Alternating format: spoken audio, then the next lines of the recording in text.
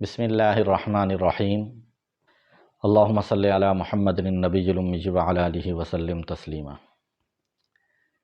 میں نے پچھلا ویلاگ بھی صلہ رحمی پہ بنایا، تو اب اس میں بھی اسی سے متعلق بات ہے کہ جیسے ہم معاشرے میں رہتے ہیں، سنتے ہیں باتیں۔ مجھے کسی نے بتایا کہ میں نے تو جو ہے وہ اپنی بیوی کو میں نے کہا شادی کے بعد جو ہے نا اس کے خالہ ماموں پھپھو وغیرہ کچھ نہیں ہوتے نا۔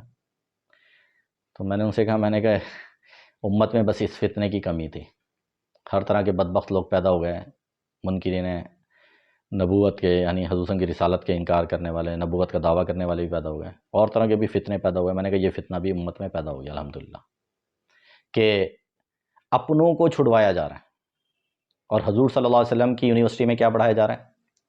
آپ صلی اللہ علیہ وسلم کی یونیورسٹی سے جو فارغ ہیں صحابہ، ان کا حال کیا ہے کہ عبداللہ ابن عمر اپنے شاگرد کے ساتھ جا رہے تھے رضی اللہ تعالیٰ عنہ۔ تو راستے میں ایک بابا جی آ رہے تھے مخالف سمت سے، تو عبداللہ ابن عمر سواری سے اترے اور ان سے ملے۔ تو بعد میں شاگرد نے پوچھا کہ حضرت یہ کون تھے؟ کہا یہ میرے والد کے دوست تھے۔ تو کہا آپ اتنی عزت اکرام سے؟ کہا ہمیں یہی اللہ کے نبی نے حکم دیا، ہمیں اللہ کے نبی نے یہی حکم دیا۔ اسی طرح حدیث میں آتا ہے جو والدین کا نافرمان ہو اور اس کے والدین دنیا سے چلے جائیں، اب اسے احساس ہو کہ میں فرما برداری میں آ جاؤں کس طرح، تو اس کے کئی طریقے، اس میں ایک طریقہ یہ بھی حدیث میں بتایا کہ والدین کے دوستوں سے اچھا سلوک کرے، ان کے تعلق والوں سے اچھا سلوک کرے، اللہ اس کو فرما برداروں میں لکھ دیں گے۔ یعنی یہ تو دوست تو پرائے ہوتے ہیں نا، رشتہ دار تو نہیں ہوتے۔ اللہ کے نبی ان کا حکم دے رہے ہیں۔ حضرت خدیجہ رضی اللہ تعالیٰ عنہ کی جو سہیلیاں تھیں، ان کی جو ہے حضور صلی اللہ علیہ وسلم ان کے لیے بھی ہدیہ بھیجا کرتے تھے۔ تو یہ سارے طریقے حضور صلی اللہ علیہ وسلم امت کو سکھا رہے ہیں، اور ہمارا حال یہ ہے کہ ہم سگوں سے توڑوا رہے ہیں۔ یہ تو صلہ رحمی، رحم سے نکلے ہوئے رشتے ہیں، یہ تو پھپھو، خالہ، ماموں، چچا، اور ہمارے یہاں ایک نہیں، اور اپنے ہم اچھا لڑکا یہ چاہتا ہے کہ میرے خالہ ماموں سے تو ملے یہ، اور میں اس کے خالہ ماموں کو کچھ نہ سمجھوں، تو بھئی ایسا کبھی بھی نہیں ہوتا۔ نیوٹن کا ایک قانون ہے نا، اس کے 3 قوانین میں سے ایک پہلا قانون یہی ہے، ہر عمل کا رد عمل۔ گیند وہ مثال کیا دیتا ہے؟ وہ کہتا ہے گیند پھینکیں آپ، جتنی تیزی سے پھینکیں گے اتنی پلٹ کر آپ کی طرف آئے گی، جتنی قوت کے ساتھ پھینکیں گے اتنی قوت کے ساتھ آپ کے پاس آئے گی۔ تو یہ تو ہر عمل کا رد عمل اللہ نے قانون بنا دیا زندگی کا، جب سے دنیا بنی ہے قانون ہے اللہ کا۔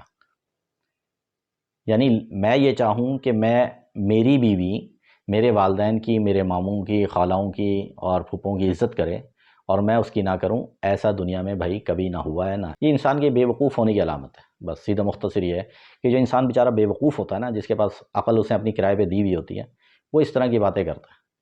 وہ کہتا ہے جی پھر میری بیوی عزت نہیں کرتی، مجھے تو پتہ ہی نہیں۔ اس میں ایک لطیفہ ہے نا کہ وہ 3ری منزل سے ایک چرسی گر گیا بیچارہ، نیچے گرا، تو لوگوں نے پوچھا بھائی کیا ہوا؟ اس نے کہا میں تو خود ابھی آیا ہوں، مجھے کیا پتا۔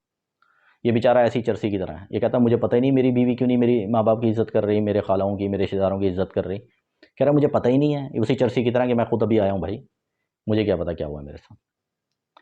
تو بھائی اگر ہم کسی کی عزت کرنا چاہتے ہیں نا، اور کروانا چاہتے ہیں، جیسے حضور صلی اللہ علیہ وسلم، یہ تو حدیث سے بھی ثابت ہے کہ آپ صلی اللہ علیہ وسلم نے فرمایا کسی کو اس کی والدین کی، ماں باپ کی گالی مت دو۔ کیوں نہ دو؟ کیونکہ جواب میں وہ بھی تمہارے ماں باپ کو ہی گالیاں دے گا۔ تو اس کا مطلب ہے تم خود چاہتے ہو کہ تمہارے ماں باپ کو لوگ گالیاں دیں، اس کا مطلب یہ ہوا۔ تو تم نہ دو تاکہ تمہارے ماں باپ کو بھی گالیاں نہ پڑیں۔ کہتا جی میری ماں کو گالی دی، میرے باپ کو گالی دی، میں برداشت نہیں کرتا۔ بھئی تم نے کیوں دی اس کو؟ تو یہ اسی طرح ہے بیائی نہیں، صحیح ہے کہ بیوی کو رشتہ داروں سے نہ ملنے دینا، اس کے قریبی رشتہ دار، بلکہ یہ تو سپورٹ کرنا چاہیے کہ بھئی تمہارے اندر یہ اچھی عادت تھی شادی سے پہلے، تم تو بلکہ اور ملو۔ اللہ کا یہ حکم ہے، یہ ہم پورا نہیں کر رہے آج کل۔ امت کا 99% طبقہ اس حکم کو چھوڑے بیٹھا ہے، کیونکہ ٹائم ہی نہیں ہے کسی کے پاس۔ یہ تو بڑی اچھی بات ہے۔ اور ہمارا کیا کام ہے؟ پھر ہم دوسری طرف دعویٰ کرتے ہیں جی ہم تو بڑی علماء سے پوچھ کر زندگیاں گزارتے ہیں، دین کو سامنے رکھ کے زندگی گزارتے ہیں۔ ہم پوچھتے اپنے مفادات کی چیزیں ہیں بس۔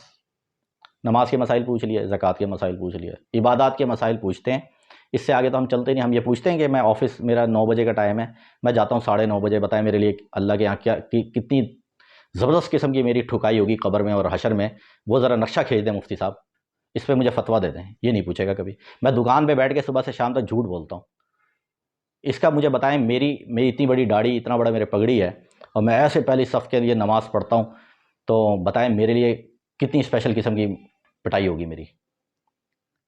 کیسی میرے لیے ضلالت ہوگی آخرت میں، مجھے ذرا یہ بھی بتا دے۔ تو یہ بھی پوچھے نا بھائی کہ میں جو ہوں نہیں ملتا رشتہ داروں سے، اور خاص کر قریبیوں سے تو بالکل دور کا بھی۔ اور آج کل بھائی میں یہ کام کرتا ہوں ذرا راشن وغیرہ کا، میرے پاس 2-3 ڈونر بھی ہیں، تو لوگوں کے حالات سامنے آتے ہیں میرے اپنے رشتہ دار قریبیوں کے، کہ میں ملنے گیا ایک جگہ، تو مجھے بعد میں میری ایک اور قریبی عزیز نے فون کر کے کہا کہ آپ کو پتہ تھا آپ ان کے گھر ملنے گئے، ان کے حالات کیسے تھے؟ یعنی لمحوں میں اب تو لوگوں کے حالات گھر کے بدلتے ہیں۔ میں نے کہا ہاں میں نے بھی نوٹ کیا تھا، یعنی اب تو میں کہتا ہوں ہفتے بعد بھی آپ ملنے جائیں تو ہفتے پہلے ان کے حالات کیسے تھے اور ہفتے بعد ان کے کیسے تھے۔ تو ہم صلہ رحمی پھر کریں گے کب؟ کس سے کریں گے پھر؟ صرف یہ کتابوں کی حدیث پڑھانے کی حد تک صحیح ہے، یا سننے کی حد تک یہ حدیثیں ہیں، عمل کے لیے تو ہم نے نیت ہی ارادہ نہیں کیا بھائی۔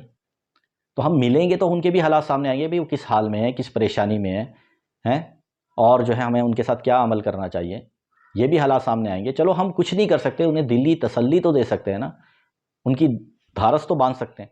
ہمارے مفتی شاہد صاحب ہیں کراچی کے، تو میں ان کے یہاں بیٹھا تو اعتکاف میں ایک دفعہ بیٹھنا ہوا، بزرگوں میں سے ہیں، تو انہوں نے ایک بڑی اچھی بات کہی۔ انہوں نے کہا ایک بندہ 2 رکعت نماز نفل پڑھ کے دعا مانگے اللہ سے، یہ ایک ذریعہ ہے دعا کی قبولیت کا۔ اور کہنے لگے ایک بندہ اپنے محلے میں نکلے، باہر گارڈ بیٹھا ہے اور اس بیچارے کا پریشان ہے، ٹوٹا ہوا اس کا دل ہے، اور اس کو 2 بول تسلی کے بول دے، اس کی کوئی دھارس بن جائے گی، اس کا کوئی دل جڑ جائے گا، اس کے بعد جا کے یہ دعا مانگے، یہ 2 رکعت نماز نفل پڑھ کے کوئی دعا مانگے، اس سے بڑھ کر ہے، اس کی دعا جلدی قبول ہوگی۔ اس نے ٹوٹے ہوئے دل کو جوڑا۔